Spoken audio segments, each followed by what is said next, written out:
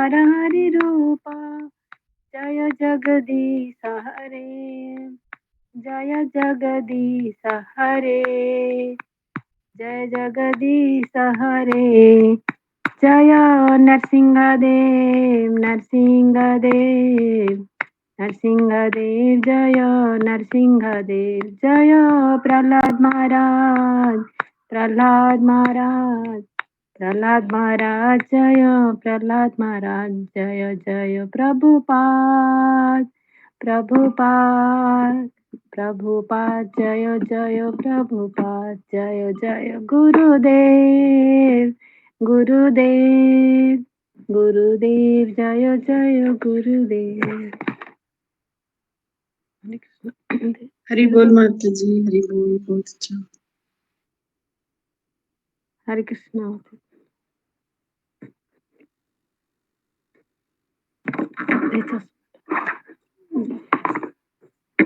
10 नाम अपराध करूंगी गुरु जी। प्रभु जी 10 नाम अपराध बोल दूंगी। जी जी माता जी।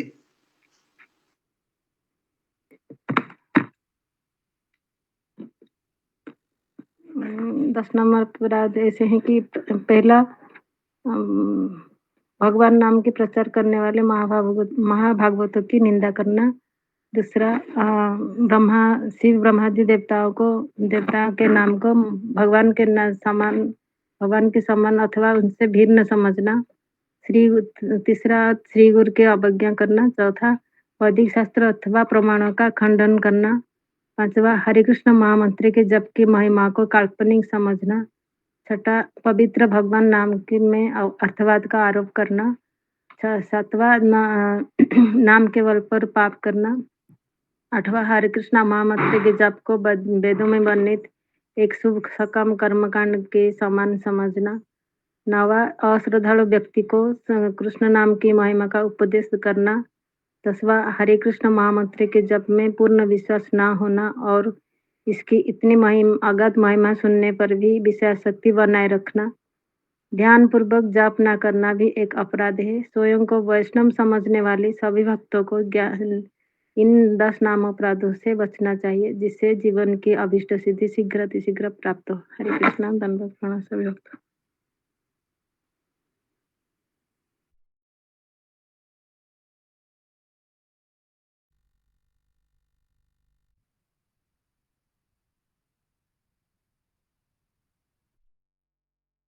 हरे कृष्णा सभी भक्तों को दंडवत प्रणाम। हरे कृष्णा।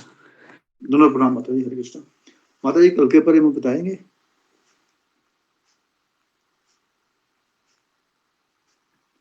जी सुजाता माता जी कल के बारे में बताएंगे? जी प्रभु जी। जी प्रभु जी क्या बोले? कल के बारे में बताएंगे जो कल गुरु जी ने बताया। हाँ जी जी। धन्यवाद माता जी। हरे कृष्णा। गुरु जी ने पहले दूसरे अध्याय का श्लोका नंबर 16 को पढ़ाए थे। तो पहले गुरु जी ने यज्ञ चक्र के बारे में पूछे थे कि यज्ञ चक्र किससे कहते हैं। यज्ञ चक्र होते हैं कि सभी प्राणी अन्न के ऊपर आश्रित होते हैं। अन्न वर्षा के ऊपर आश्रित होता है। वर्षा यज्ञ से आता है और यज्ञ नियत कर्मों से जो वेदों में वर्णित होता है। जो वेदों में वर्णित नियत कर्म को फॉलो नहीं करता है वो पापमय जीवन जीता है। अब कोई शास्त्रों को फॉलो नहीं करता है। प्रभुपाद ने इस प्रकार जो संसार के लोग की मानना है कि बहुत परिश्रम करो और इंद्रिय तृप्ति का आनंद लो, ये संसार की विचारधारा को प्रभुपाद ने तिरस्कार किया है। इस संसार में सबसे ज्यादा दुखी व्यक्ति वही हुए जो भौतिक सुख में लगे रहते हैं और भौतिक जीवन की चरम सुख को प्राप्त करने की अभिलाषा रखता है। हमें कठोर परिश्रम करना है। ये बुरी बात नहीं है। कठोर परिश्रम गुरु और कृष्ण की संतुष्टि के लिए करना चाहिए। जो लोग इस संसार में भोग करना चाहते हैं उनको यज्ञ चक्र के अनुसार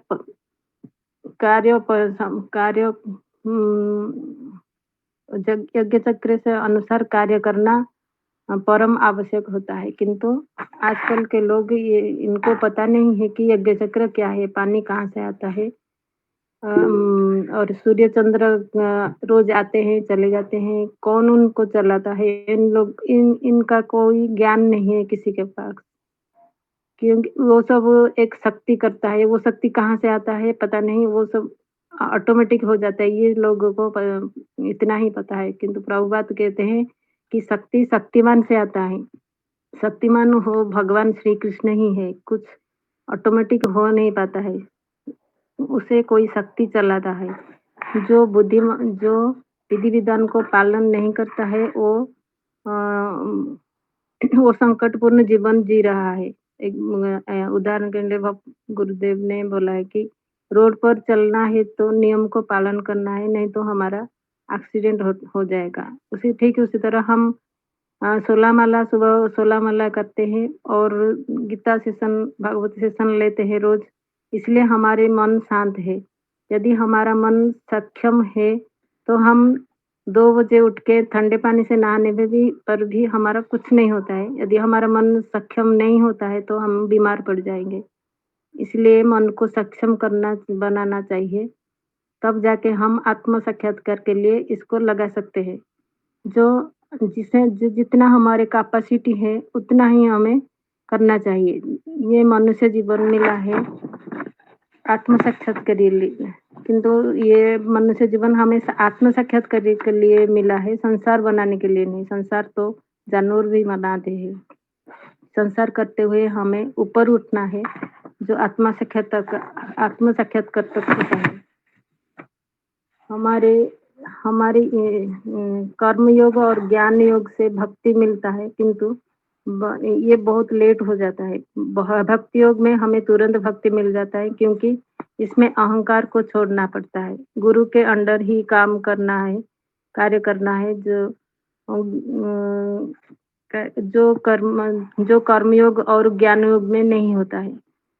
भक्ति योग में दिमाग लगाना नहीं होता है, जो गुरु बोलते हैं उसी को ही बस उसी की ही करना, वही कार्य करना है।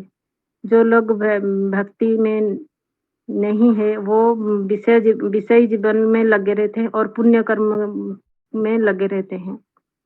संसार की संपन्नता हमारे प्रयासों पर नहीं होता है, भगवान की योजना पर निर्भर करता है, जिससे देवी देवता संपादित करते हैं। प्रभुपाद ने हमेशा ऊपर उठने के लिए आवाज देते हैं, जो कृष्ण भावना भवित होता है। हमें भगवान के योजना पर निर्भर होनी चाहिए। हमें संसार की ख्याल रखना है, बट किंतु ख्याल रखते हुए इतना डूब जाना नहीं चाहिए कि हमारे खुद की भक्ति बाधा प्राप्त हो। देवी देवताओं के यज्ञ करते करते परोक्ष भाव से व्यक्ति कृष्ण भक्ति को प्राप्त कर लेता है, किंतु हमारे लक्ष्य देवी देवताओं के लिए यज्ञ करते हुए हमारे लक्ष्य कुछ भौतिक हो जाता है, हमारी सुख शांति घर में आए, ये सब हमारे मन में आ जाता है, तो इसलिए हमें कृष्ण भक्ति नहीं मिलता है।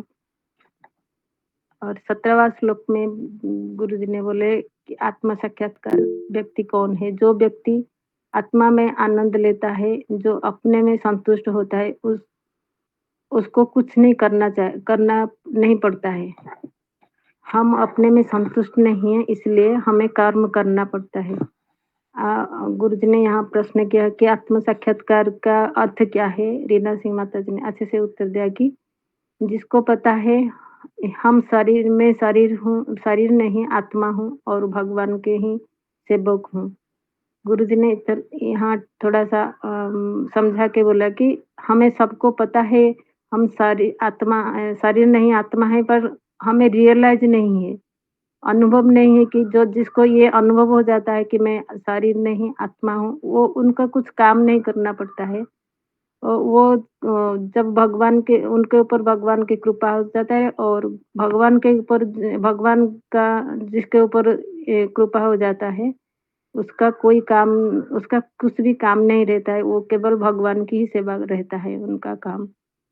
जी इतना ही लिखा था प्रभु जी। हरे कृष्णा, दंडवत प्रणाम। भूल हो तो मुझसे माफ करना। हरि बोल माता जी, हरि बोल, बहुत सुंदर हरि कथा बोल है। माता जी, बहुत सही है। हरे कृष्णा और प्रभु जी, प्रणाम प्रभु जी, सब भक्तों को धन्यवाद प्रणाम।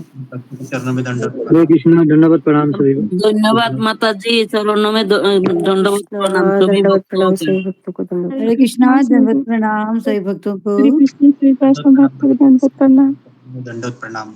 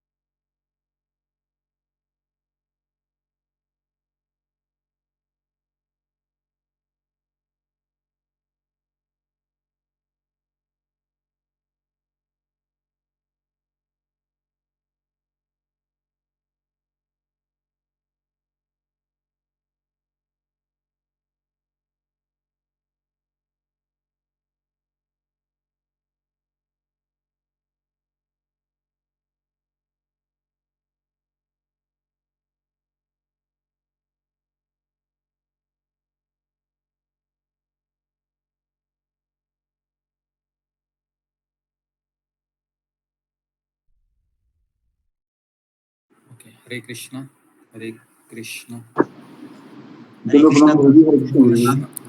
हरे हरे, हरे राम राम राम हरे हरे, हरे कृष्णा, हरे हरे कृष्णा, कृष्णा गुरु जी, दंडवत कृष्णा प्रणाम। गुरु जी, दंडवत प्रणाम सभी भक्तों को, दंडवत प्रणाम। हरे कृष्णा, हरे कृष्णा, दंडवत प्रणाम। जी, हरे हरे कृष्णा, कृष्ण, गुरु जी, हरे दंडवत कृष्णा प्रणाम। गुरु जी, दंडवत प्रणाम सभी हरे भक्तों को, कृष्णा, हरे कृष्णा, हरे कृष्णा, हरे कृष्णा, हरे कृष्णा।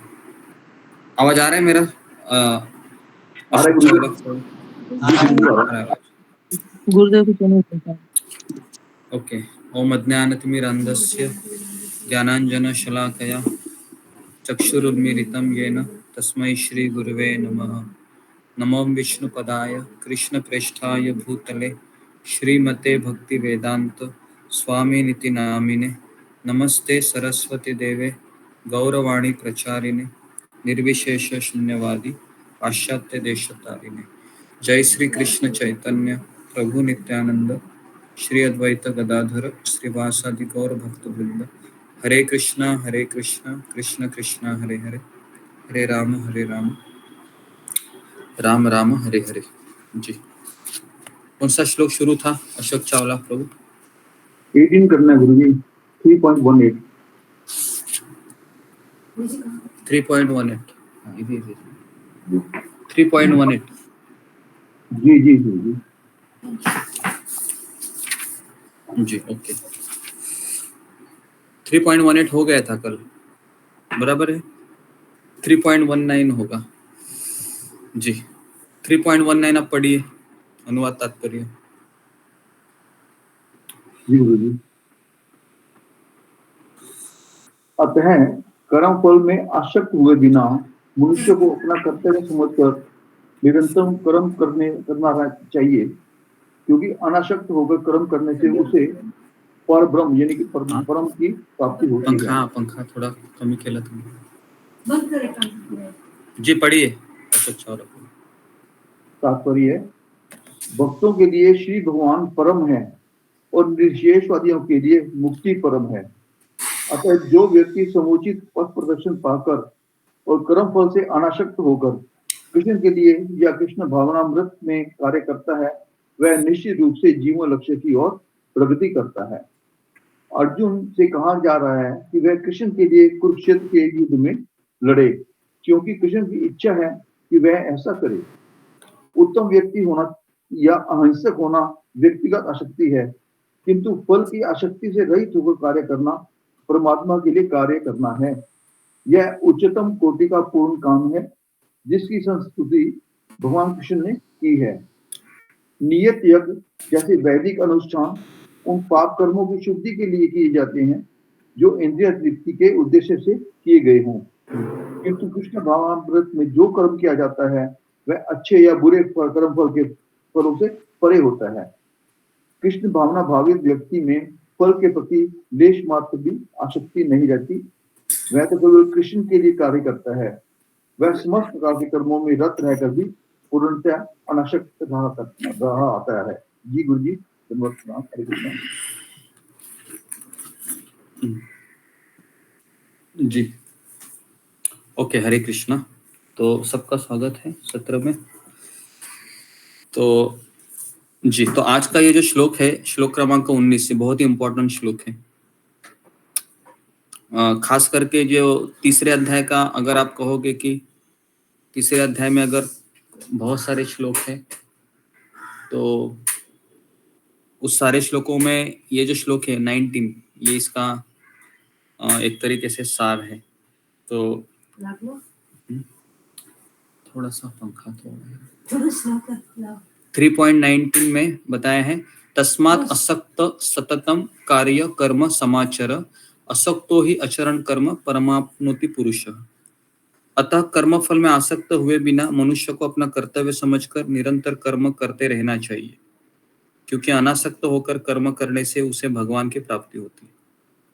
हाँ जी, तो हम सबको पता है ये जो श्लोक है ये दूसरे अध्याय में भी आता है, कर्मण्येवाधिकार रस्ते मा फलेषु कदाचन। तो इसका ये एक जेरॉक्स कॉपी है, ये एक तरीके से श्लोक क्रमांक 19। और इसमें जो बताया है कि कर्मफल से आसक्त हुए बिना, ये तो बहुत कठिन है। इस संसार में ऐसा देखा जाता है कि जिस व्यक्ति को गाजर दिखाया जाता है वही व्यक्ति आगे बढ़ता है। क्या लगता है अशोक चावला लोग, बिना गाजर देखे कोई गधा आगे बढ़ेगा? नहीं गुरु जी, आज तो यही चल रहा है। अगर गधे को भी आगे बढ़ाना है तो उसके सामने क्या रखते हैं? ऐसे गाजर रखते हैं, है ना, तब जाके वो आगे बढ़ता है। तो हम सब लोग एक तरीके से, है ना, वैसे ही है ना, जब तक गाजर नहीं मिलेगा तब तक आगे नहीं बढ़ेंगे, है ना।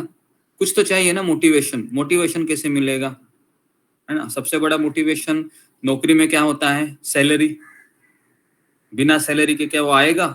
रोज का धक्का मार मार के ट्रेन पकड़ना, है ना, धक्के खा खा के आना रोज का वो। तो हमारे ग्रुप में ऐसे काफी लोग, कितने लोग हैं जो डेली अप डाउन करते हैं? फिंगर को रेज कीजिए।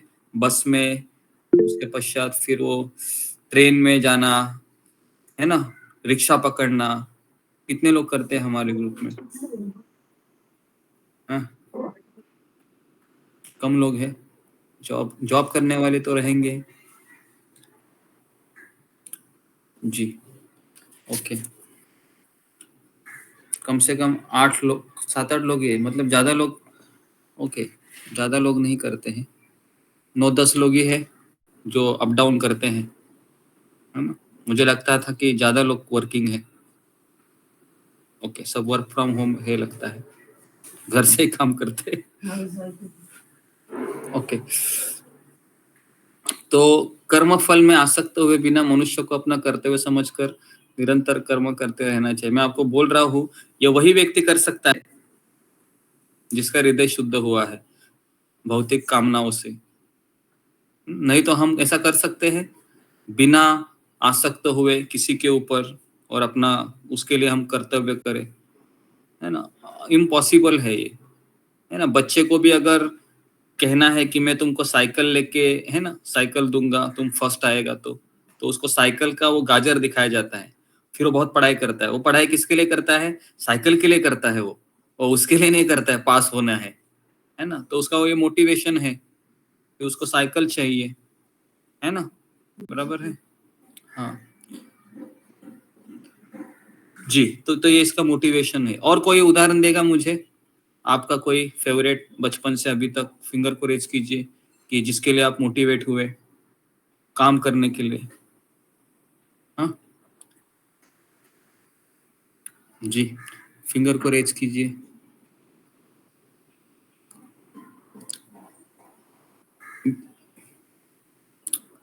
जी सोनाली धर, जिसके लिए आप मोटिवेट हुए, कोई ऐसा काम बचपन से अभी तक जिसके लिए आपको बहुत मोटिवेशन मिला? जी ममता पाल,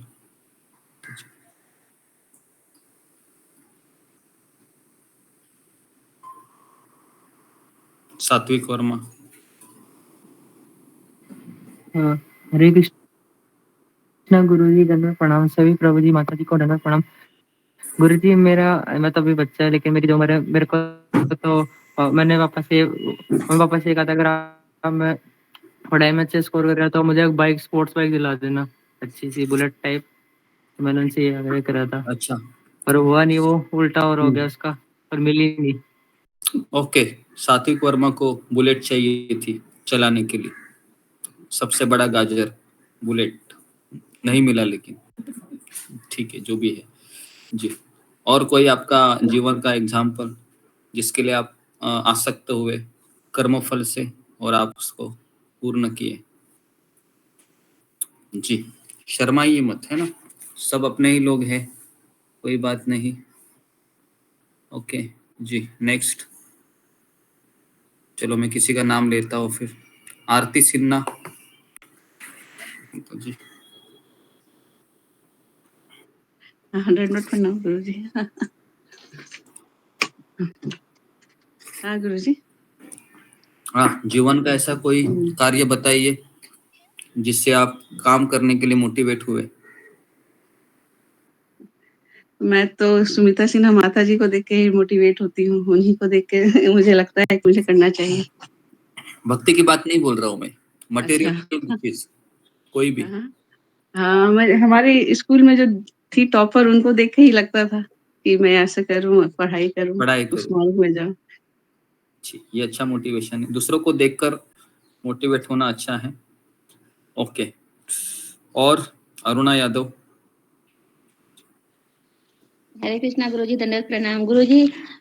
मैं जब क्या बोलते हैं टीवाई में थी तो मुझे जॉब, मतलब मैं 12th पास हुई तो मुझे जॉब करना था, लेकिन पापा बोले कि जब तू अच्छे मार्क्स लाएगी टीवाई में तभी तुझे जॉब करने को मिलेगा। तब मैं टीवाई में अच्छे मार्क्स लाई तो मुझे अलाउड मिला था जॉब करने के लिए। हाँ अच्छा, जो जॉब करने के लिए इच्छा था जी। तो मैं ये सब आप लोगों को इसलिए पूछ रहा हूँ कि गीता में लिखा क्या है कि कर्म फल में आसक्त हुए बिना कर्तव्य समझकर कार्य करने से भगवान की प्राप्ति होती है। हमें भगवान की प्राप्ति क्यों नहीं हो रही है? क्योंकि हम कर्म फल में आसक्त होकर कर्म करते हैं, है ना।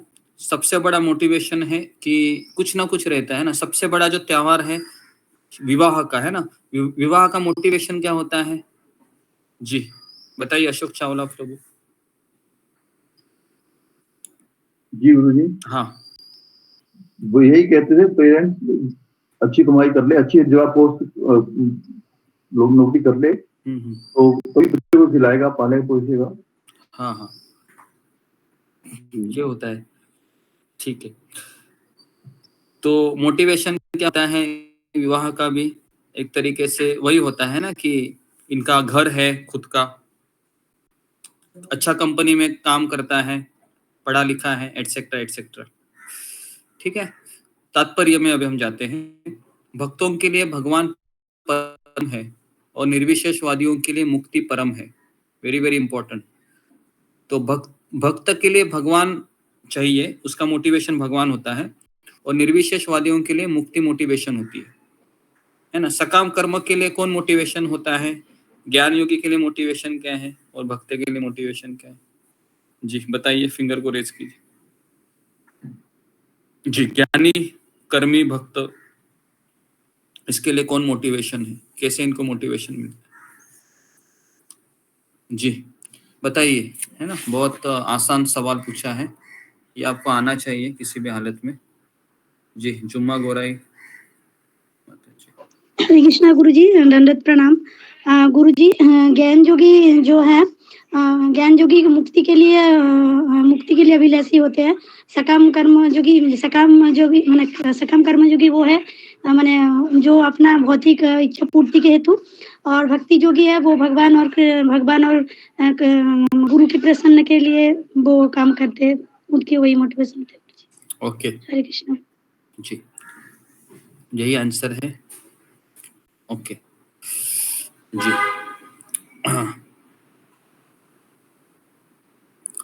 तो भक्त के लिए मोटिवेशन ये है कि वह भगवत धाम प्राप्त करना चाहता है, या भक्त की सेवा उसका मोटिवेशन हो सकता है।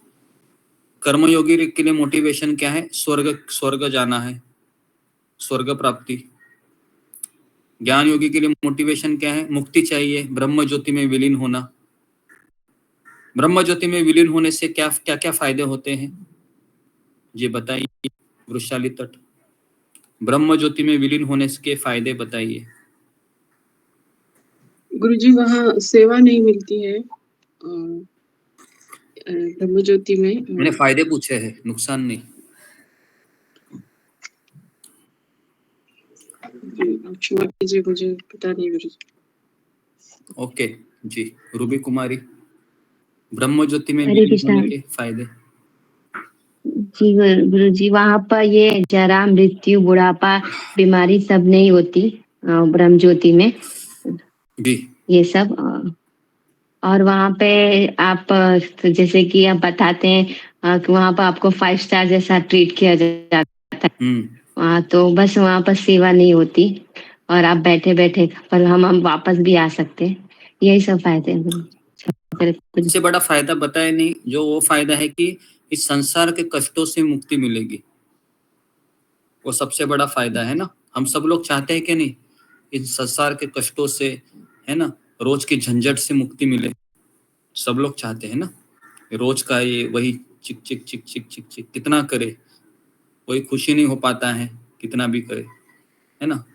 सबके सूरत रोने के जैसे होते हैं कितना भी करे, तो चाहते हैं कि छोड़ दो ना, क्यों रहे यहाँ पर, ऐसी जगह जाते हैं जहाँ पर पूरा सुख ही सुख हो, है ना। तो ये एक होता है, ब्रह्म ज्योति में ये मिलता है।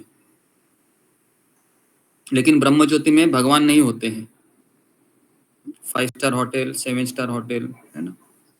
ठीक है जी। तो निर्विशेषवादियों के लिए मुक्ति परम है। अतः जो व्यक्ति समुचित पथ प्रदर्शन पाकर और कर्म फल से अनासक्त होकर कृष्ण के लिए या कृष्ण भावनामृत में कार्य करता है, वह निश्चित रूप से जीवन लक्ष्य की ओर प्रगति करता है। वेरी वेरी इंपॉर्टेंट, इसको अंडरलाइन कीजिए। जो व्यक्ति समुचित पथ प्रदर्शन पाकर, समुचित पथ प्रदर्शन मतलब किसी गुरु के मार्गदर्शन में रहकर और कर्म फल से अनासक्त होकर। कर्म फल से अनासक्त का अर्थ है कि आप मंदिर में आए हैं, क्यों आए? मंदिर में प्रसाद मिलेगा, बराबर है, मिनिमम रिक्वायरमेंट है। इस्कॉन मंदिर में गए तो प्रसाद मिलेगा ही, लेकिन आप इतनी सेवा में लग गए कि प्रसाद ही खत्म हुआ और आप बड़े आशा लेके प्लेट का थाली लेके वहां पर खड़े हैं, भरा हुआ नहीं, खाली हुआ, खाली प्लेट। और आप जैसे काउंटर पर जाते हैं, वो प्रभु जी बोलते हैं कि आज दाल राइस खत्म हुआ है, फिर आप क्या बोलोगे? क्या रिएक्शन होगा कि कुछ भी नहीं है, दाल राइस नहीं है, सब खत्म हो गया है ना। मंदिर के काउंटर के स्टॉल भी बंद हुए हैं जहां पर पेड़ मिलता है, और आपने इतना मेहनत किया है, 3 घंटे 2 घंटे पूरा मंदिर साफ करने में आपने पूरा अपना ताकत लगा दिया है, और आप सोच रहे हो कि अभी मिनिमम तो प्रसाद मिलना चाहिए। लेकिन हुआ ऐसे कि आपके आगे कई भक्त थे, जुम्मा गो रहे, माइक को बंद करो और ध्यान दे दो। तो जी, तो फिर क्या हमारा रिएक्शन होगा? जी, फिंगर को रेज कीजिए। जो भी आप बोलोगे ना, हृदय से बोलो। हाँ, क्या ऐसे मत बोलो कि हाँ हम चला लेंगे करके। थोड़ा सा आप जो भी आंसर दोगे, है ना, हृदय से दे दीजिए ताकि मुझे भी पता चले। ओके, बताइए जी। विशाल लिखा है। हरे कृष्ण गुरुजी, दंडोत प्रणाम। सभी भक्तों के चरणों में दंडोत प्रणाम। मैं तुम्हें वहाँ पे एक्सप्रेशन तो नहीं दूंगा, फिर भी मन में कुछ गलत लगता रहेगा। क्या गलत लगेगा मन में? कि मुझे कुछ प्रसाद मिलना चाहिए था, इतना सेवा किया, वो भूख लगी है, पेट में दौड़ रहे, कुछ तो मिलना चाहिए था मुझे, मेरे बारे में तो सोचना चाहिए था। हाँ जी, तो ये मुझे लगता है हॉनेस्ट आंसर है कि थोड़ा तो लगता था भाई कि इतना मेहनत किया पूरा, है ना, इस्कॉन के भक्तों ने एकदम पीस के लिया मुझे, आया था मैं सेवा करने के लिए, है ना, पूरा निचोड़ लिया, एक बूंद भी नहीं दे रहे हैं, एक दाना भी नहीं, और ऊपर से एक भक्त आकर पीछे से बोलता है कृष्ण की यही इच्छा है कि आप भूखे रहे, तो और भी गुस्सा आता है, अरे बाप रे ये क्या बोल रहा है, कृष्ण की इच्छा है कि मैं भूखा रहूं, है ना। तो मैं आपको ये यहाँ पर ये बताने जा रहा हूँ कि फल की इच्छा है ना, ये मिनिमम मंदिर में भी पाई जाती है ना। मंदिर में हम जाते हैं प्रोग्राम के लिए, सभी इस्कॉन मंदिरों में यही फल दिया जाता है कि अच्छा कम से कम आपको प्रसाद मिलेगा, है ना, प्रसाद मिलेगा। और हमारी सारी नजर वो टाइम पे रहती है, प्रवचन पे नहीं रहती है। प्रवचन मान लो कि 7 से 8:30 बजे रहेगा, तो 8:30 बजे वो लाइन जहां पर रहती है ना, है ना, मैं अपना अनुभव बता रहा हूँ, हम उस लाइन के बगल में ही देखते थे कि कोई खड़ा है क्या नहीं जैसे खड़ा हो गया फिर हम बोलते हैं कि प्रवचन बाद में सुनेंगे, बहुत सुन लिया, जाके खड़े होते, नहीं तो प्रसाद ही नहीं मिलेगा। ये मैं अपना अनुभव बता रहा हूँ। हाँ, मैं जब इस्कॉन में शुरुआत में आया था तो मुझे कोई ज्यादा इंटरेस्ट नहीं था प्रवचन सुनने में भी, प्रवचन सुनता था मैं, लेकिन ज्यादा इंटरेस्टेड उस लाइन में ही था, और उस लाइन में पहला थाली मुझे मिले इसमें ज्यादा इंटरेस्ट था लेकिन जैसे हम, है ना, माला करते गए, महाराज के लेक्चर सुनते गए, तब पता चला कि मैं कितना गलत था, है ना। फिर हम क्या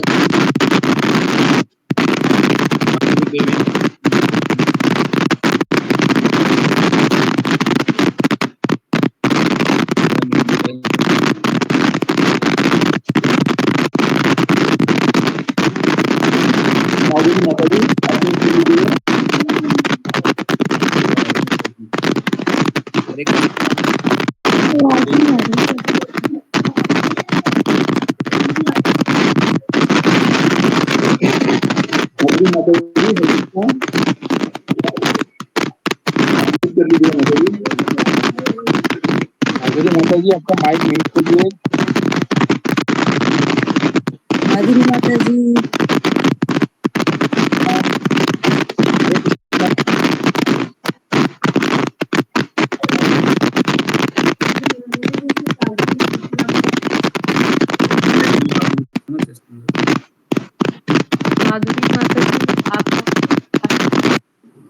ओके जी, चिल्ला गए परमानेंटली रिमूव किया, अभी वो आएगी नहीं क्या करे, है ना। बहुत फटाके का आवाज आ रहा था, दिवाली के फटाके का, खटखट खटखट खटखट। तो जो भी है जी, में था गुरुजी। तो मैं ये बता रहा था कि कर्म फल से अनासक्त होकर कृष्ण के लिए कार्य करना चाहिए, है ना, तो वो निश्चित रूप से जीवन का लक्ष्य की ओर प्रगति करेगा, है ना। तो ये दो चीजें है ना, पहले तो हमें मार्गदर्शन मिल जाता है, लेकिन ये दूसरी चीज है ना, आज ही मैं परम पूज्य राधानाथ महाराज का प्रवचन सुन रहा था, उसमें उन्होंने कहा कि को अच्छे गुरु भी मिल जाए, शुद्ध भक्त, लेकिन अगर उसमें दो चीजें नहीं है, उसमें विनीत भाव से श्रवण करने की इच्छा नहीं है, और दूसरा वो समर्पित होना नहीं चाहता है, तो इतने अच्छे गुरु मिलके भी वो वैसा ही रहेगा, उसकी कोई प्रगति नहीं होगी। वापस मैं बता रहा हूं, अगर किसी को बहुत अच्छे गुरु भी मिले, लेकिन उसमें दो चीजें नहीं है, उसमें विनीत भाव नहीं है और समर्पण की इच्छा नहीं है, तो वहीं पर रहेगा वो, इतना अच्छा गुरु मिलके भी कोई फायदा नहीं। तो मैंने आज ही वो स्टेटमेंट सुना, तो मैं आपसे शेयर कर रहा हूं। तो इसके लिए अगर गुरु भी मिले तो इसका ये मतलब नहीं कि हम भगवत धाम जाएंगे, हमारी ओर से भी दो चीजें होनी चाहिए, एक है समर्पित होने की इच्छा, और दूसरा है विनीत भाव। ये दो चीजें तो बहुत ज्यादा जरूरी है। ओके जी, तो अर्जुन से कहा जा रहा है कि वह कृष्ण के लिए कुरुक्षेत्र के युद्ध में लड़े, और क्योंकि कृष्ण की इच्छा है कि वह ऐसा करे। उत्तम व्यक्ति होना या अहिंसक होना व्यक्तिगत आसक्ति है, किंतु फल की आसक्ति से रहित होकर कार्य करना परमात्मा के लिए कार्य करना है। बहुत अच्छा स्टेटमेंट, इसको अंडरलाइन कीजिए। पांचवा लाइन है, उत्तम व्यक्ति होना ये व्यक्तिगत आसक्ति है। मैं अच्छा भक्त बनूं ताकि मेरा नाम भक्त समुदाय में रोशन हो, ये व्यक्तिगत आसक्ति है। या फिर मैं किसी को अहिंसक रहूंगा, किसी को कुछ नहीं बोलूंगा, शांत रहूंगा, ये भी व्यक्तिगत आसक्ति है। लेकिन फल की आसक्ति के रहित होकर कार्य करना भगवान के लिए, ये सबसे उच्च कोटि का कर्म है, ऐसा यहाँ पर प्रभुपाद जी लिखते हैं। क्योंकि हमें उत्तम व्यक्ति बनने से भी ज्यादा ये जरूरी है कि मैं अपने गुरु के लिए या कृष्ण के लिए कुछ करूं, है ना।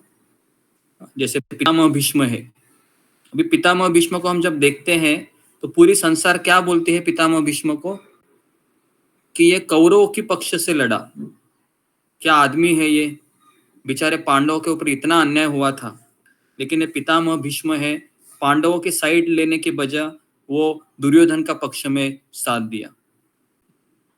बराबर, कई लोग ऐसा बोल सकते हैं, लेकिन भगवान की इच्छा थी कि पितामह भीष्म कौरवों के पक्ष से लड़े। तो उनकी व्यक्तिगत आसक्ति हो सकती है पांडवों की तरफ, लेकिन उन्होंने कृष्ण की इच्छा के अनुसार ही अपना कार्य किया। ये चीज बहुत इंपॉर्टेंट है समझना। इसलिए भक्ति का मार्ग ही यही है कि मुझे क्या लगता है, या मेरी व्यक्तिगत अभिलाषा है, या मेरी व्यक्तिगत इच्छाएं है, या मैं ऐसा करूं तो ऐसा होगा, ये सारी चीजें ज्यादा मैटर ही नहीं करती है। मैटर यही करती है कि आपको किसी ने कुछ कहा है, वो आप कर रहे हो क्या भक्ति के बारे में। अगर हम वो नहीं कर रहे, बाकी सब कुछ कर रहे हैं, है ना, तो फिर वो भक्ति योग नहीं होता है। भक्ति योग मतलब क्या है कि ऑर्डर को रिसीव करना, ये भक्ति योग है। आज्ञा को रिसीव करना, है ना, रिसीव मतलब स्वीकार करना, इसको कहते हैं भक्ति योग। तो इसलिए महाराज कहते हैं कि जो पानी का प्रवाह है ना, वो ऊपर से नीचे की ओर बहता है। आपने देखा है पानी का प्रवाह है ना, हमारी टंकी है ऊपर रहती है और टैब नीचे रहती है, ऊपर से नीचे आते रहता है ना पानी का प्रवाह।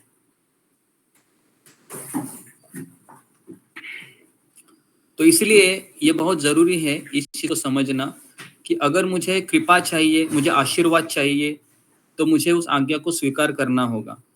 बिना आज्ञा को स्वीकारे ना हम आशीर्वाद की प्राप्ति कर सकते हैं, ना हम कृपा के अभिलाषी हो सकते हैं। श्रील प्रभुपाद के गुरुदेव जब उनको प्रवचन देते थे, भक्ति सिद्धांत सरस्वती ठाकुर, तो हमेशा वो उनके चरणों में बैठकर विनीत भाव से वो श्रवण करते थे।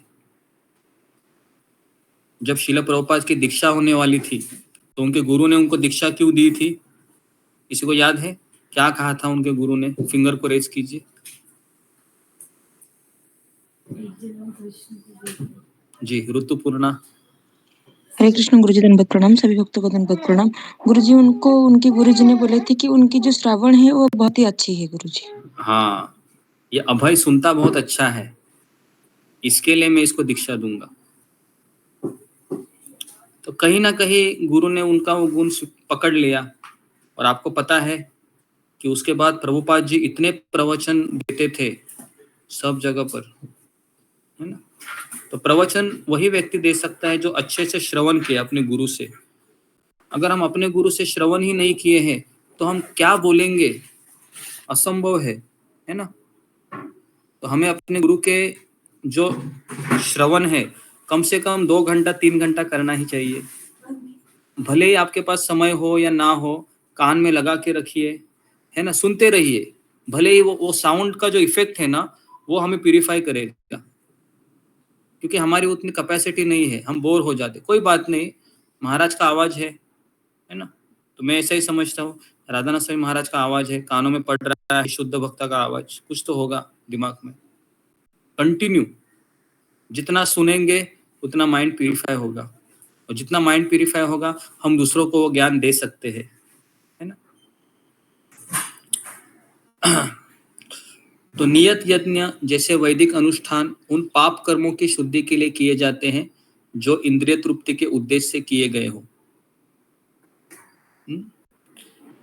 तो प्रभुपाद लिखते हैं कि वेदों में जो अनुष्ठान दिए गए हैं वह पाप कर्मों के शुद्धि के लिए किए जाते हैं, है ना। लेकिन ये सारे जितने भी पाप कर्मों की शुद्धि होती है ताकि वह व्यक्ति वापस इंद्रिय तृप्ति करे।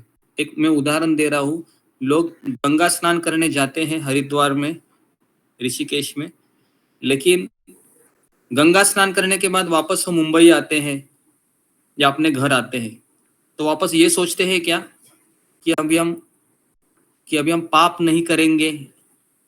ऐसा वो सोचते हैं कि अभी हम गंगा नहा के आए हैं घर में, हम पाप नहीं करेंगे। ये सोचते ही नहीं, वो सोचते हैं कि अभी मैं गंगा नहा के शुद्ध हो गया हूँ, अभी हम यहाँ पर आए हैं ना, 1 साल वापस, है ना, 1 साल वापस हम गंगा स्नान करने चले जाएंगे, चिंता नहीं करने का।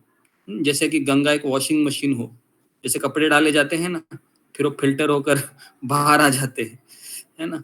तो ऐसा ही गंगा माता को यूज किया, ऐसा नहीं होना चाहिए। तो हमें अपने व्यक्तिगत रूप से प्रयास करना चाहिए कि कम से कम पाप मेरे से हो, या फिर जाने अनजाने में अगर पाप होते हैं तो ठीक है, लेकिन हमें पाप कर्म से बचने का प्रयास करना चाहिए। तो कृष्ण भावनामृत में जो कर्म किया जाता है वो अच्छे बुरे कर्म के फलों से परे है। Very very important. हम भगवान के लिए कोई भी कर्म करते हो बंधन का कारण नहीं होता है, चाहे आप कुछ भी करो। अगर आप ये सोचकर घर में रह रहे हैं कि मेरे घर के स्वामी ठाकुर जी हैं और मैं ठाकुर जी के लिए सब कुछ, मैं मेरे घर का जो जमीन है उसको मैं पोछा मार रही हूँ, ये सोचकर कि ये ठाकुर जी का घर है, तो पोछा मारना भी आपका भक्ति हो गया, वो बंधन नहीं होगा। आपके घर के सारे काम दिव्य हो जाएंगे, है ना। अगर लेकिन आप ये सोचोगे कि ठाकुर जी ने तो मैंने बिठा लिया है, लेकिन ये घर किसके नाम पे है ये घर मेरे नाम पे है, तो मैं इस घर का स्वामी हूं, फिर आप करोगे वो पोछा मारोगे तो क्या होगा, फिर वो बंधन का कारण बनेगा। समझ में आ रहा है आपको? वही एक्टिविटी है, लेकिन चेतना की दृष्टिकोण बदलने से वो बंधन का कारण बनता है, वो, है ना। तो कृष्ण भावना भावित व्यक्ति में फल के प्रति लेश मात्रा आसक्ति नहीं रहती, थोड़ी भी नहीं रहती। उसका है मैं क्यों कर रहा हूँ, कृष्ण के लिए कर रहा हूँ। अगर कृष्ण अगर संतुष्ट नहीं है मेरे कर्म से, फायदा ही क्या है ना।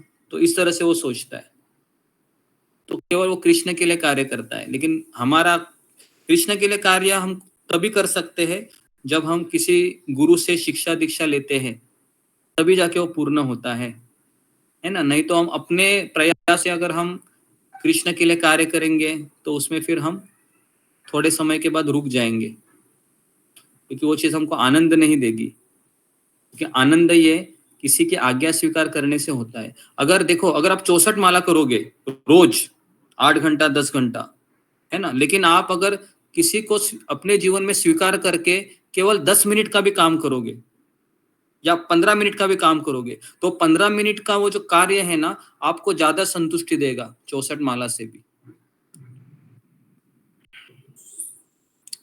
समझ में आया? वापस बोलूं मैं? चलो वापस बोल रहा हूं। अगर हम अपने मन से 64 माला करते भी है, ठीक है, क्योंकि मेरी इच्छा है, हरिनाम ही सब कुछ है, तो मैं माला कर रहा हूं, भी कर रही हूँ। लेकिन अगर किसी ने आपको आज्ञा दिया है ना, कि आप ये डेली करना चाहिए, लेकिन आप सोच रहे हो कि असली भक्ति यही है, तो वो जो 8 घंटा 10 घंटे का जपा इतना आपको आनंद नहीं देगा जितना हम किसी की आज्ञा को स्वीकार करते हुए उस कार्य को हम पूर्ण करें, वो ज्यादा आनंद देगा। समझ में आ रहा है अशोक चावला प्रभु? आपको समझ में आया? जी जी प्रभु, गुरु जी। क्या समझ में आया बताइए? जो हमें गुरु आज्ञा से कार्य करना है वो हमें सबसे ज्यादा अत्यधिक आनंद देता है। स्वयं से कार्य करने के लिए ना वो आनंद आएगा, ना उसमें वो कुछ बात बनेगी। ओके। आज्ञा से कार्य करने से थोड़ी देर के लिए उसे वो हो, और वो कार्य सर्वोपरि होगा। ओके जी। तो यह समस्त प्रकार के कर्मों में रत रहकर भी पूर्णतः अनासक्त रहता है। तो बेसिकली वो अपनी खुशी और अपनी नाखुशी इसको वो देखता ही नहीं है। वो किसकी खुशी और किसकी नाखुशी देख रहा है?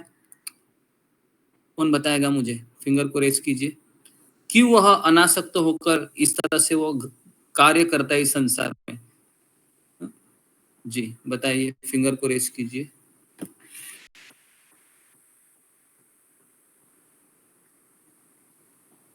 जी प्रीति अग्रवाल। हरे कृष्णा गुरु जी, दंडवत प्रणाम। गुरु जी, वो अपने गुरु की ही खुशी नाखुशी देख करके अनासक्त होकर कार्य कर सकता है। जी, वेरी वेरी इंपॉर्टेंट। तो वो ये सोच रहा है कि ये गुरु खुश हो रहा है कि नहीं, भले मेरी खुशी है इसमें, लेकिन उसको लग रहा है कि मेरी खुशी से भी उनकी खुशी ज्यादा जरूरी है, तो फिर अपने खुशी को साइड में रखता है और उनके खुशी के लिए काम करता है। इसके लिए वह मुक्त आत्मा होता है, अनासक्त होता है, क्योंकि उसकी कोई अपनी व्यक्तिगत इच्छा ही नहीं है। गुरु कहता है कि तुम पेड़ के नीचे सो, पेड़ के नीचे सोएगा। गुरु कहते हैं एसी में सो, एसी में सोएगा वो। गुरु कहता है सो ही मत, जगा रहो, जगा रह के भी उसको आनंद मिलेगा। समझ में आ रहा है? अपनी खुशी, अपनी नाखुशी को साइड में रख कर गुरु की खुशी और नाखुशी के लिए कर्म करता है, फिर वो अनासक्त रहता है, क्योंकि उसके व्यक्तिगत अभिलाषा कुछ है नहीं। जी, कितने लोगों को समझ में आया? फिंगर को रेज कीजिए। ये जो पॉइंट अभी बताया।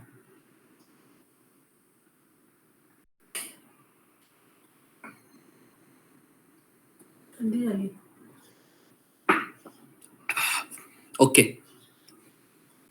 जी, कोई मुझे इसको एक्सप्लेन करेगा, इस पॉइंट को? सुमिता सिन्हा।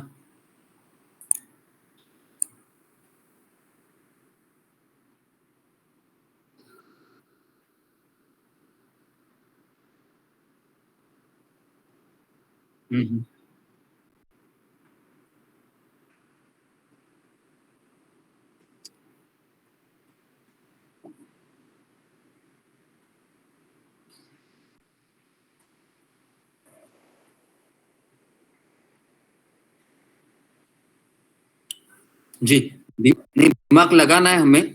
दिमाग कहाँ लगाना है हमें? है वो कार्य कैसा अच्छा करूं मैं, जो हमको बताया है वो कैसे अच्छा करूं, उधर दिमाग लगाना है। दिमाग यहाँ, हम दिमाग कहाँ लगाते हैं? हम दिमाग यहाँ लगाते हैं कि कैसे मैं इसमें से निकल जाऊं। यहाँ पर दिमाग लगाते हैं, है ना? तो यहाँ पर हम फिर चीज होती है। ओके, तो अगला श्लोक हम लेते हैं, श्लोक क्रमांक 20। तो यहाँ पर किसी का कुछ सवाल है इस श्लोक में? एक आध सवाल ले सकते हैं जो अभी तक हमने चर्चा की। जी अभी कीजिए। जी अशोक चावला। नहीं गुरु जी, मेरा कोई सवाल नहीं है, मैं तो हैंड डाउन कर रहा था। ओके ओके, धन्यवाद। तो सबको समझ में आया ये श्लोक? किसी का सवाल नहीं है? आगे बढ़ते हैं।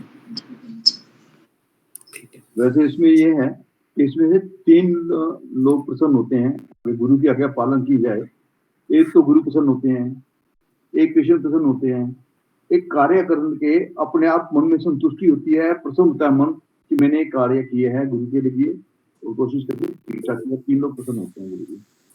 ओके जी, मोहित कुमार का प्रश्न है, बोलो मोहित कुमार। दंड प्रणाम गुरु जी, सभी भक्तों को दंड प्रणाम। गुरु जी, आपने कहा कि किसी को बहुत अच्छे गुरु मिल भी जाए तो विनीत भाव एवं समर्पण की इच्छा नहीं है तो उसे कोई लाभ नहीं होगा।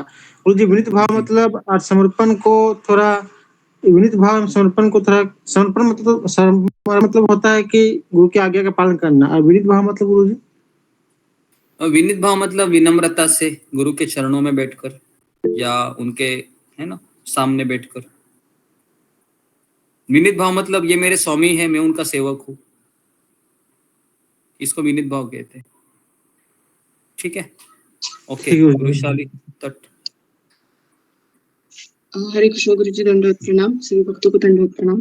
गुरु जी, आपने कहा कि घर में हमें इस तरह से काम करना है कि ये घर ठाकुर जी का है, इसी भाव से हमें हर एक काम करना है, उसे भी भक्ति कहा जाता है।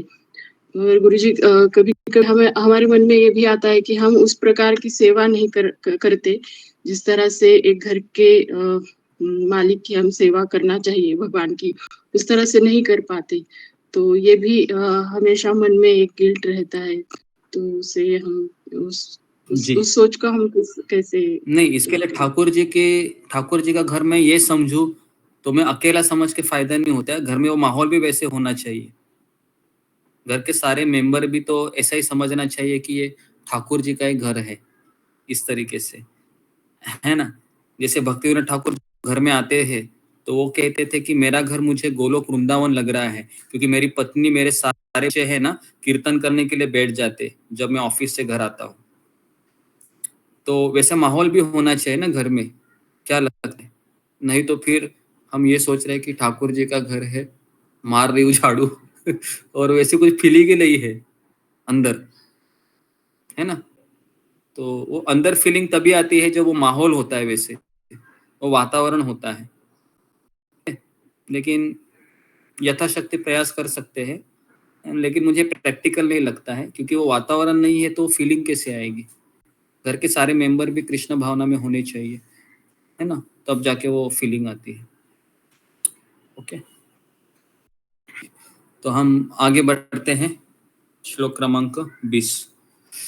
कर्मणा एव हि संसिद्धिम आस्थिता जनक आदय लोक संग्रहम एव अपि सम्यशन कर्तुम अर्हसि। जनक जैसे राजाओं ने केवल नियत कर्मों को करने से सिद्धि प्राप्त की, अतः सामान्य जनों को शिक्षित करने की दृष्टि से तुम्हें कर्म करना चाहिए। Very very important.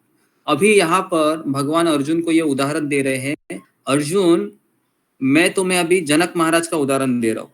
अभी तक तो मैं केवल तुमको ये बता रहा हूँ ऐसा करने से वैसा होगा, ऐसा करना चाहिए, लेकिन मैं अभी तुमको उदाहरण दे रहा हूँ। जनक महाराज का नाम सुना होगा तुमने। अर्जुन ने कहा सुना है, वो सीता माता के पिता हैं जी, उन्हीं की चर्चा कर रहा हूँ, सुनो अभी। तो यहाँ पर अभी कृष्ण है ना, अपने शिष्य अर्जुन को उदाहरण दे रहे हैं जनक महाराज का, क्योंकि जनक महाराज ये स्वरूप सिद्ध व्यक्ति थे।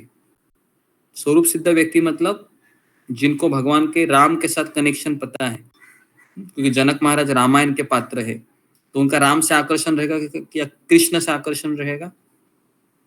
उनका राम से आकर्षण रहेगा, है ना, जनक महाराज का। और वे वेदों अनुमोदित कर्म करने के लिए बाध्य न थे, मतलब उनको वेदों में जो दिया गया है ना, वो कर्म करने की कोई आवश्यकता नहीं थी, क्योंकि वो स्वरूप सिद्ध व्यक्ति है ना।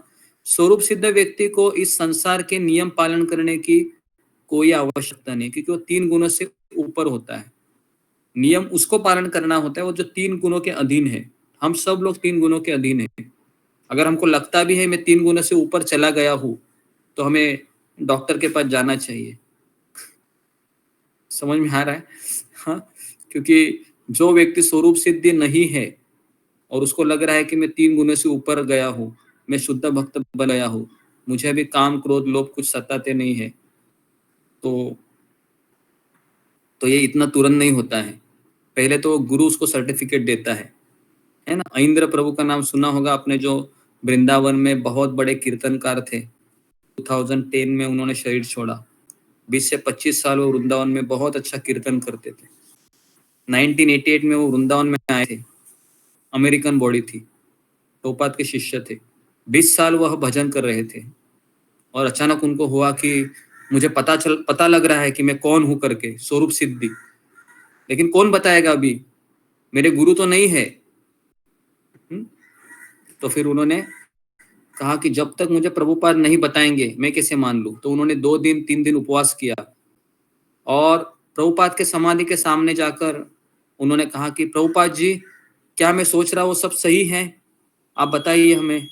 तो 3 दिन के बाद प्रभुपाद जी उनके सपने में आए और प्रभुपाद जी ने कहा कि हाँ, जो तुम सोच रहे हो सही है करके। तब जाके उन्होंने वो वेरीफाई किया। हाँ, तो ऐसा होता है वो स्वरूप सिद्धि प्राप्त होना। हमें लगना है, हमको क्या बहुत कुछ लगता है, बराबर है? क्या लगता है? हम तो ऐसा लगता है कि मैं अभी बस एक ही दिन की बात है, हाँ, अगली रात ही मैं उठूंगी या उठूंगा तो मुझे मिलेंगे, कृष्ण की बांसुरी भी सुनाई देगी। बहुत कुछ लगता है, लेकिन हमारे लगने से न लगने से कुछ होता नहीं है। तो जनक से राजा है जो सांसारिक कर्म करने के लिए बाध्य नहीं थे, लेकिन वो सामान्य जनों के समक्ष आदर्श प्रस्तुत करने के उद्देश्य से सारे कर्म कर रहे हैं। तो सामान्य जन मतलब जो उनकी प्रजा होती है, उनके समक्ष आदर्श प्रस्तुत करने के लिए, क्योंकि अगर राजा ही अगर मान लो कि नियत कर्म नहीं कर रहा है तो प्रजा करेगी क्या? प्रजा भी नहीं करेगी ना। अभी हम देखते हैं कि हमारे जो राजा है नरेंद्र मोदी, आपने उनको देखा होगा कि वो साधु लोगों के चरणों को भी हाथ लगाते हैं, साधु के चरणों के वो धोते हैं, है ना। तो इससे क्या होता है, इससे सामान्य जनता भी मोटिवेट होती है कि हमारा राजा ये सब कर रहा है ना। जो हमने अभी राम जन्मभूमि के समय देखा है ना, इस तरह से वो साधुओं से विनीत भाव से हाथ जोड़कर आज्ञाओं को ले रहे थे, है ना, बराबर है। तो ऐसा राजा होने से क्या होती है, प्रजा भी भगवान के भक्ति में लग जाती है ना। तो 22 तारीख का दिन ऐसा था कि पूरे भारत में एक राम नाम की लहर आ गई थी, है ना। एक व्यक्ति ने केवल सोचा, पूरा भारत है राम नाम से एकदम, है ना, आप्लावित हो उठा था सब जगह पर, है ना। सब लोग ऐसे टू व्हीलर में राम जी का वो झंडा लेके जय श्री राम कर कर, है ना, नारे लगा रहे थे। तो ये होता है जब एक राजा है ना, राम की भक्ति में लगता है। तो इसलिए जनक महाराज जी ऐसे ही राजा थे जो अपने सारे कर्म करते थे। जनक सीता जी के पति तथा भगवान राम के ससुर थे। भगवान के महान भक्त होने के कारण उनकी स्थिति दिव्य थी, किंतु वे मिथिला के राजा थे। मिथिला कहाँ है अभी? इसे कहते हैं मिथिला, भारत के बिहार, जो बिहार में रहते हैं, है ना, वो सब मितावासी है। कितने लोग बिहार में रहते हैं? हमारे ग्रुप में बिहार के कितने लोग हैं मिथिला के वासी? जी, ओके, 3 लोग हैं मिथिला में रहने वाले जी, 4 लोग हैं। तो मिथिला बिहार, ओके, 5 लोग हैं।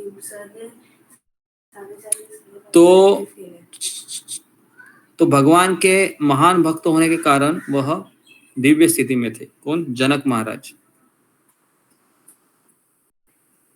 अतः उन्हें अपनी प्रजा को यह शिक्षा देनी थी कि कर्तव्य पालन किस प्रकार किया जाता है। भगवान कृष्ण तथा उनके शाश्वत सखा अर्जुन को कुरुक्षेत्र के युद्ध में लड़ने की कोई आवश्यकता नहीं थी, किंतु उन्होंने जनता को यह सिखाने के लिए युद्ध किया कि जब सत परामर्श असफल हो जाते हैं तो ऐसी स्थिति में हिंसा आवश्यक हो जाती है ना। तो कई लोग कहते हैं कि कृष्ण ये विलन था, कर्ण हीरो था। पता है आपको, एक किताब लिखी है महाराष्ट्र में, है ना, एक नास्तिक ने, मृत्युंजय करके, सुना होगा आपने। मृत्युंजय किताब बहुत फेमस है। तो उसमें कर्ण को हीरो बनाया है और कृष्ण और अर्जुन को विलन बनाया है। तो उसमें ऐसा लिखा है कि अर्जुन बेचारा युद्ध करने के लिए ना बोल रहा था और ये वासुदेव कृष्ण उसको भड़का दिया समझ में आ रहा है, और पूरा युद्ध करवाया, इतने लोगों को मार डाला। कैसा ये तुम्हारा कृष्ण है? उल्टा कर्ण देखो कितना अच्छा है, दानी था बेचारा, हंस हंस के उसने कुंडल और ये दे दिया, है ना, क्या बोलते उसको, है ना, वो जो रहता कवच, है ना, बराबर है। कई लोग ऐसे बोलते हैं। आप ऐसा मत समझो कि सब लोग कृष्ण को हीरो समझते हैं, है ना। भारत में काफी है कृष्ण को विलन समझते हैं, है ना, नास्तिक है वो, कृष्ण को विलन समझते हैं, है ना। तो कल भी मैंने कहा था कि एक जैन धर्म है, वहां के लोग सोचते हैं कि कृष्ण ने गलत किया था, इतने लोगों को मारा तो उसको भी कर्म का भुगतना पड़ा, इसके शिकारी आ गए और बाण मार दिया, बराबर है। कई लोग ऐसे बोलते हैं। तो ऐसे लोगों की सुनेंगे तो शायद बोलेंगे हाँ शायद ये बराबर बोल रहा है है ना, तो हमारा भी दिमाग वॉश हो जाएगा। तो जी, तो इसके लिए हमें समझना चाहिए कि भगवान कृष्ण जो भी करते हैं, है ना, वही धर्म होता है, वही धर्म की परिभाषा है। भगवान कृष्ण जो बोले हैं पूरी गीता में, देखो पूरी गीता भगवान ने बोली है, कहाँ पर भी ऐसा कुछ असत्य दिखाई देता है, सब नीतिपूर्ण श्लोक है जो हम पढ़ रहे हैं, है ना। तो ये नास्तिक लोग, है ना, कृष्ण को भी नहीं छोड़ते हैं, अपने माता पिता की तो सुनती नहीं है, कृष्ण को भी वो गाली देते हैं और कृष्ण को बोलते हैं कि ये विलन है, ये हीरो है, जैसे कि भगवत गीता इसने ही बोली है। तो ऐसे लोग हैं।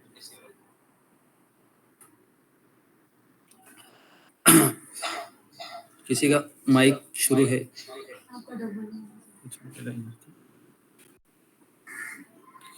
ओके, तो कुरुक्षेत्र युद्ध के लिए, पूर्व युद्ध निवारण के लिए भगवान तक ने सारे प्रयास किए, किंतु दूसरा पक्ष लड़ने पर तुला था, परंतु ऐसे सद्धर्म के लिए युद्ध करना आवश्यक था। देखिए, कभी कभी युद्ध करना आवश्यक होता है। परशुराम जी आए थे, भगवान का अवतार थे, क्या किया परशुराम ने?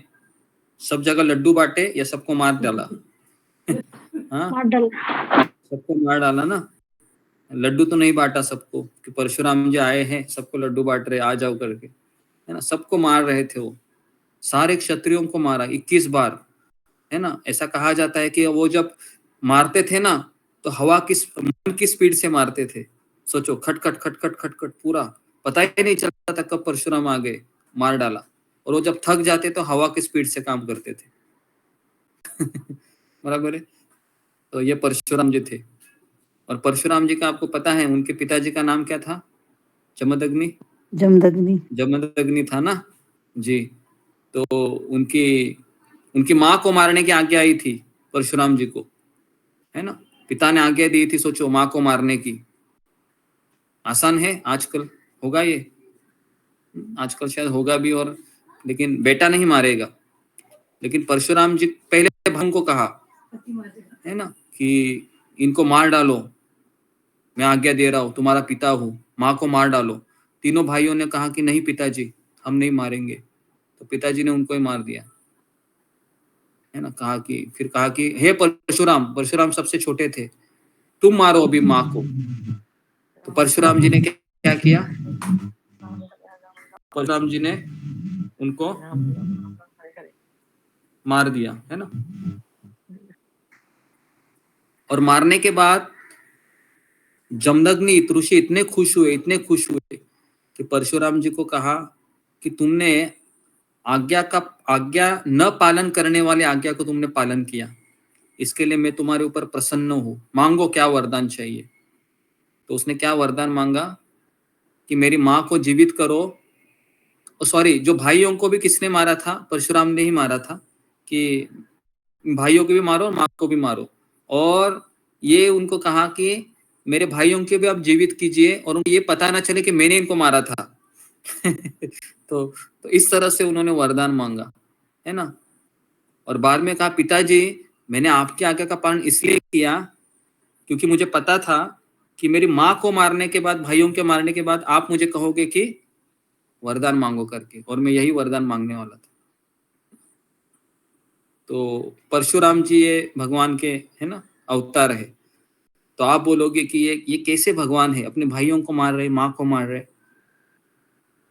तो देखिए, भगवान की योजना है, वह हम जैसे बद्ध जीव समझ नहीं सकते हैं क्या उसका प्रयोजन है, और ना हमें समझने का प्रयास करना चाहिए, क्योंकि भगवान हमारे पिता है। पिता हमेशा अपनी संतानों के लिए अच्छा ही कार्य करेगा, कभी बुरा कर ही नहीं सकता। तो हमें कन्विक्शन होना चाहिए। तो यद्यपि कृष्ण भावना भावित व्यक्ति को संसार में कोई रुचि नहीं हो सकती है, तो भी वह जनता को यह सिखाने के लिए, है ना, तो भी वह जनता को यह सिखाने के लिए कि किस तरह रहना और कार्य करना चाहिए, कर्म करता रहता है। कृष्ण भावनामृत में अनुभवी व्यक्ति इस तरह कार्य करते हैं कि अन्य लोग उसका अनुसरण कर सके, और उसकी व्याख्या अगले श्लोक में की गई है। ठीक है, तो ये हमने 20 श्लोक कवर किया। ओके, तो 20 श्लोक में किसी का प्रश्न है? जो आपको समझ में नहीं आया जी फिंगर को रेज कीजिए। ओके, किसी का प्रश्न नहीं है, सबको समझ में आ रहा है? ठीक है, मैं प्रश्न पूछ रहा हूँ, सुनिए कि धर्म में हिंसा की आवश्यकता क्यों होती है? बताइए, कौन इस प्रश्न का उत्तर देगा? हिंसा की आवश्यकता क्यों होती है? हालांकि हिंसा करना गलत है। गौतम बुद्ध भी आए थे, उन्होंने कहा कि अहिंसा परमो धर्म, है ना? बौद्ध धर्म वही कर रहा है अभी तो, लेकिन भगवान ने तो हिंसा की, करोड़ों लोगों को मार डाला कुरुक्षेत्र के युद्ध में, केवल 5 पांडव ही जीवित रहे। कोई कहेगा कि ये कौन सा भगवान है? तो क्यों धर्म में आवश्यकता है? जी मंजू सिंह। हरे कृष्णा गुरुजी, दंडवत प्रणाम। गुरुजी, गीता में हमने ये देखा था दूसरे अध्याय में भी कि अर्जुन युद्ध नहीं करना चाहता था। युद्ध करने कृष्ण भी जो है कई बार गए थे दुर्योधन के पास शांति का प्रस्ताव लेके, तो भगवान की वजह से युद्ध नहीं हुआ था, ना ही अर्जुन युद्ध करना चाहते थे किसी संपत्ति या राज्य के लालच में। युद्ध इसलिए हुआ था कि दूसरा पक्ष जो है युद्ध करने के लिए तुला हुआ था। तो अधर्म इतना था कि उस अधर्म को रोकने के लिए भगवान के पास इस युद्ध के अलावा और कोई ऑप्शन था ही नहीं। हरे कृष्णा गुरुजी, दंडवत प्रणाम। ओके जी, इसके अलावा किसी का उत्तर है? यही उत्तर है जी। ओके, दीप्ति सचदेवा। हरे कृष्ण गुरुजी, दंडवत प्रणाम। गुरुजी, मेरे को जो लगता है कि मतलब झूठ पे सच की विजय हो इसलिए युद्ध हुआ था, या गलत मैं गलत गुरुजी अभी मैं बोल नहीं पा रही। हरे कृष्णा गुरुजी।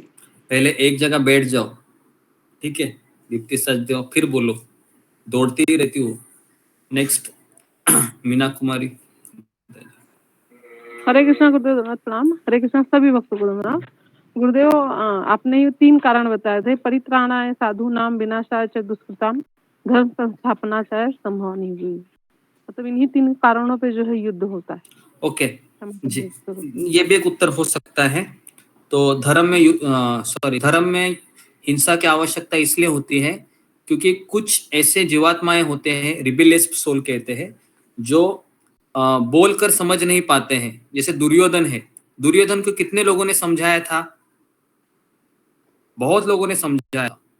रावण को कितने लोगों ने समझाया था? बहुत लोगों ने समझाया था। ये दोनों भी समझे क्या? ना रावण समझा, ना दुर्योधन समझा। फिर भगवान के पास कोई ऑप्शन नहीं था। भगवान ने दुर्योधन को बहुत अवसर दिए, इतने अवसर दिए कि कहा कि तुम युधिष्ठिर के भाई हो, दोनों भी अच्छे से रहिए, है ना? लेकिन दुर्योधन का सबसे बड़ा एसोसिएशन क्या था? वो था उसका मामा, गंधार देश से आया हुआ, है ना, शकुनी, है ना? अगर हम शकुनी के साथ रहेंगे एक दिन तो क्या होगा? एक दिन भी हम शकुनी के साथ रहेंगे तो कल से हम 16 माला करना बंद करेंगे, हाँ, कल से 16 माला बंद हो जाएगी।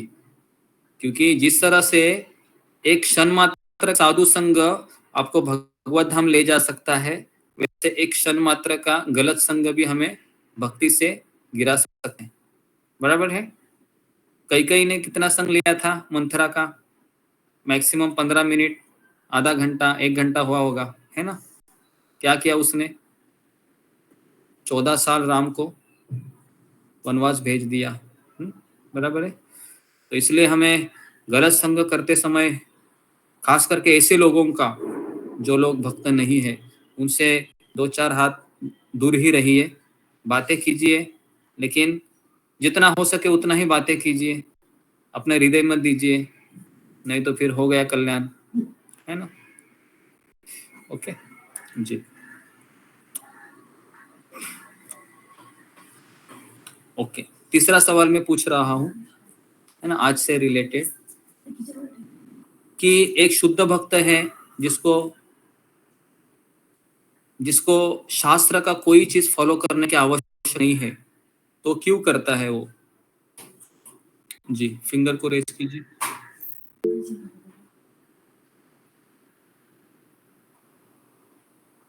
जी, नंदिनी झा। हरे कृष्णा गुरुजी, दंडवत प्रणाम। हरे कृष्णा, सभी भक्तों को दंडवत प्रणाम। गुरुजी, मुझे ये लगता है कि हम सबको सिखाने के लिए, एक बद्ध जी को सिखाने के लिए वो फॉलो करता है। हरे कृष्णा गुरुजी, दंडवत प्रणाम। ओके, बद्ध जी को फॉलो करने के लिए करता है। ओके, नेक्स्ट अशोक चावला प्रभु। जी गुरु जी दूसरों को यही सिखाने के लिए, दूसरों को जैसे माता जी दूसरों को सिखाने के लिए, वो सिखाने के लिए करता है। ओके, अब आप में से कितने लोगों ने किया है कि आपके बच्चे को आपने ऐसे बोर्ड पे उनका हाथ पकड़कर ऐसे लिखवाया है, A for apple, B for ball, C for cat? किया है आप में से कितने लोगों ने किया है? फिंगर को रेज कीजिए।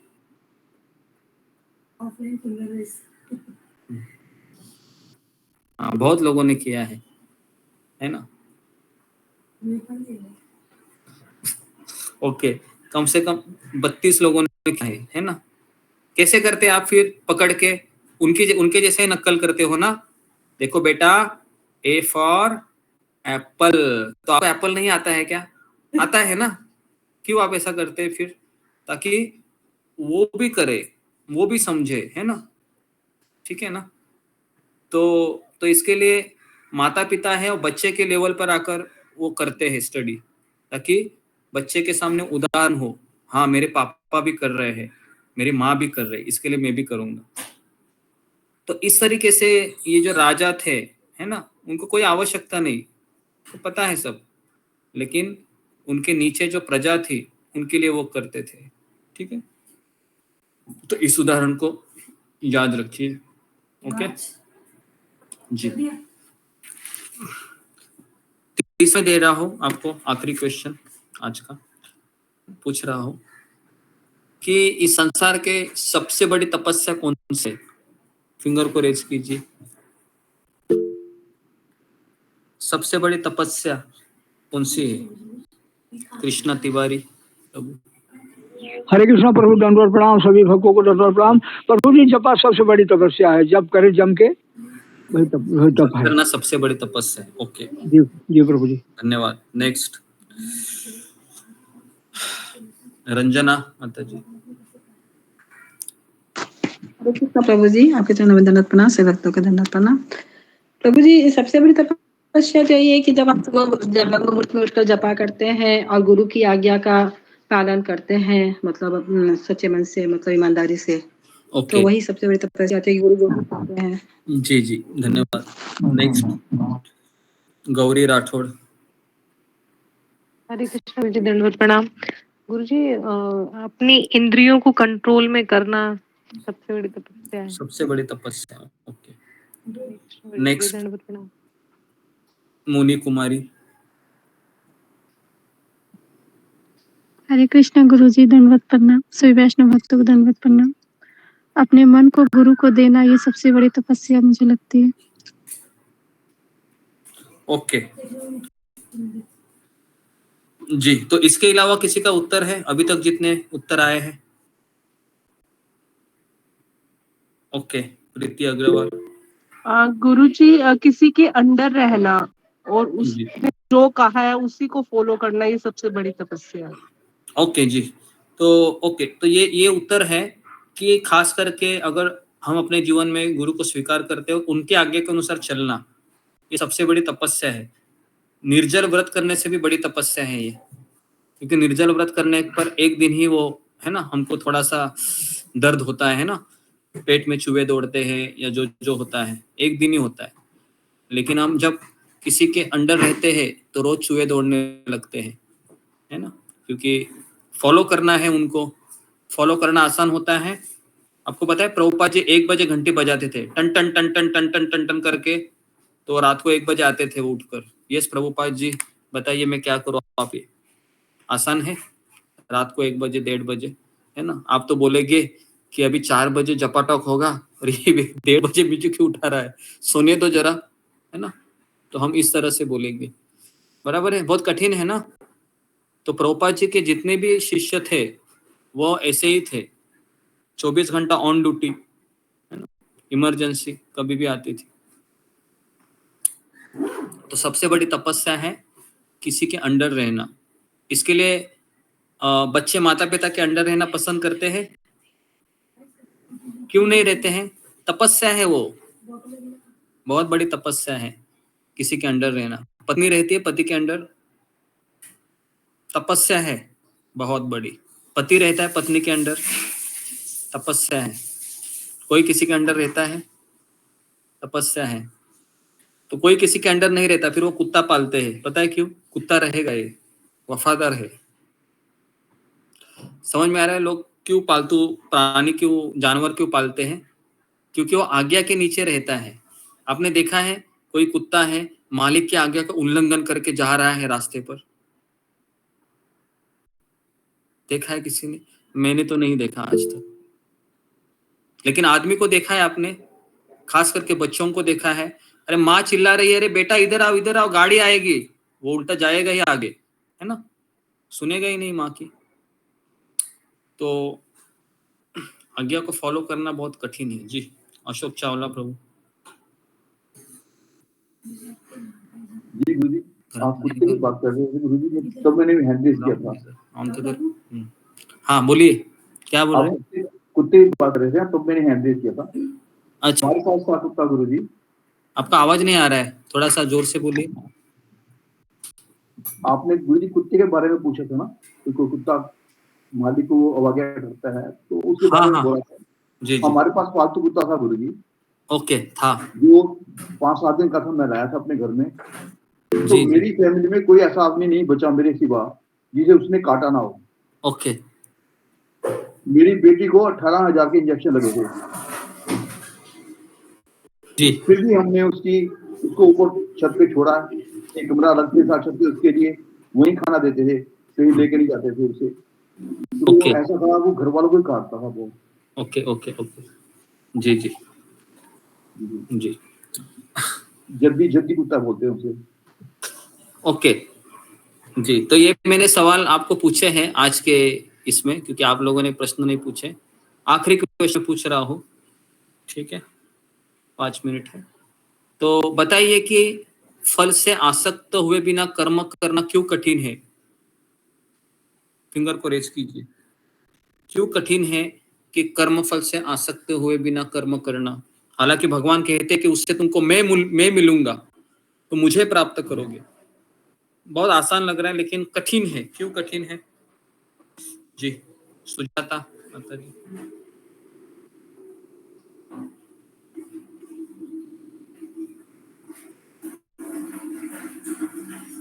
नेक्स्ट मीनाक्षी रावत जी। हरे कृष्ण जी, सॉरी अनम्यूट होते। हाँ जी गुरु जी, हमें कर्म करने के लिए मोटिवेशन चाहिए, और हमें फल तो नहीं दिखता है, इसलिए ये आसान नहीं है। और भगवान तो दिखाई नहीं देते हैं। हाँ, भगवान दिखाई नहीं देते हैं। भगवान बोलते हैं मैं तुमको भगवत धाम ले जाऊंगा, बराबर है। लेकिन हम जब अनासक्त होकर कर्म करते हैं तो हम ज्यादा फ्रस्ट्रेट हो जाते हैं। कितने लोगों का ये अनुभव है कि अगर हम ट्राई करते तो फ्रस्ट्रेट होने लगते हैं, क्योंकि कुछ मिलेगा ही नहीं, तो काम कैसे? तो हम सोचते हैं कि हम कैसे मैं काम करूँ। ये गीता में तो भगवान कहते हैं कि अनासक्त होकर कर्म करो, लेकिन मैं अनासक्त होकर कर्म करता हूँ तो मेरी इच्छा ही नहीं हो रही है काम करने की। ऐसा लगता है बैठा ही रहो, बैठी रहो। तो लगता है कि कुछ तो चाहिए ना। पत्नी भी क्यों जाती है किचन में काम करने के लिए? पता है सुबह सुबह कि उसको पता है बेटा खाएगा, पति खाएगा, इसके लिए तो रोज जाती है ना। अगर कोई खाने वाला ही नहीं हो तो जाएगी किचन में? जाएगी ही नहीं, बराबर है ना। तो ये पहली बात है। दूसरी बात है, हमें कभी प्रशिक्षण ही नहीं दिया गया है कि अनासक्त होकर भी कर्म कर सकते हैं। हमें लगता है ये अनबिलीवेबल है, या फिर ये हो ही नहीं सकता, कठिन है। तो हम अगर हमें प्रशिक्षित किया जाए इन चीजों के लिए बचपन से, तो शायद हो सकता है। तो तो इसके लिए हमें बहुत कठिनाई हो रही है अभी, लेकिन हम छोटे छोटे स्टेप्स लेंगे तो शायद कुछ रिजल्ट हमको मिल जाएगा। ठीक है, तो ओके, तो आज हमने बहुत चर्चा की है, तो यहाँ पर मैं रुकता हूँ। आप सबका बहुत बहुत धन्यवाद।